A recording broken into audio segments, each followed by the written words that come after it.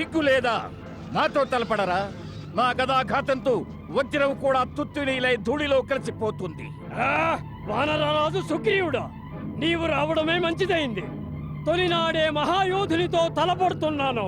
సుగ్రీవా, ఈ వజ్రముష్టి ఖడ్గచాలనముతో నీ శిరస్సు మంటము నుండి వేరబడుతుంది. దుష్టుడా, క్రిందికి దిగిరా. నీకు మరణము తథ్యము. పదే పదే ప్రగల్భాలు పలకకు. యుద్ధము చెయ్యి, యుద్ధం. వజ్రముష్టి ముష్టిఘాతమునకు ఇంద్రుని వజ్రాయుధము కూడా తట్టుకోలేదు. కాచుకో సుగ్రీవుని గదాఘాతమును.